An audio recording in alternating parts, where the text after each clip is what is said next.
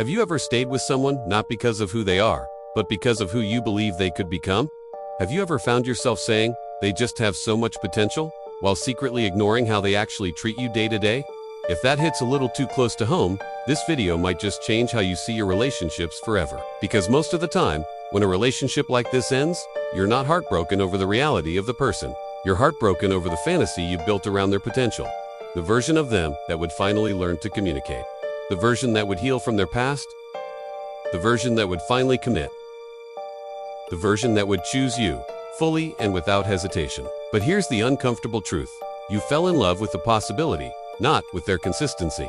And potential is intoxicating. It gives you hope. It gives you this beautiful future to imagine. It lets you fill in all the gaps with your own optimism.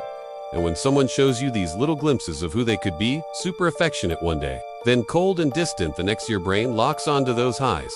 Why? Because that kind of inconsistency can actually create an addiction. When someone gives you unpredictable validation, your brain releases more of the feel-good chemical dopamine than it does from steady, reliable affection. The uncertainty keeps you completely hooked. You start chasing the next good version of them, thinking, I know they have it in them to be that person all the time. And maybe they do. But potential is not a personality trait. It's a projection. You're attaching yourself to who they might become someday, not who they repeatedly show you they are right now. And this is where it gets a little deeper. Being addicted to someone's potential often says something about you. It can mean you're comfortable investing, fixing, believing, and waiting. Sometimes it even feels noble, right? You tell yourself you're loyal, you see the good in people, you don't give up easily, but you have to ask yourself this: are you loving them, or are you loving the challenge? Because chasing potential gives you a role. It gives you a purpose in the relationship. You become the patient one, the understanding one, the one who sees them differently than everyone else does. And that role can feel really powerful. But it's also completely exhausting. You end up overgiving to compensate for what's missing.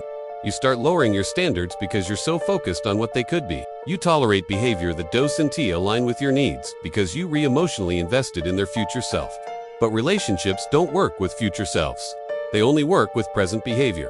And this is where so many people get stuck. They say, but when it's good, it's amazing. Of course it is. Because in those moments, you're experiencing a tiny glimpse of your fantasy becoming real. But consistency will always matter more than intensity. Someone's potential means absolutely nothing if they aren't actively choosing to grow on their own. You cannot love someone into becoming ready. You can't sacrifice enough to make them consistent. And you can't wait long enough to turn a possibility into a real commitment. The more you attach to potential, the more you ignore the patterns right in front of you. You start explaining away the red flags. Oh, they're just busy. They've just been hurt before. They're scared of commitment. They just need more time.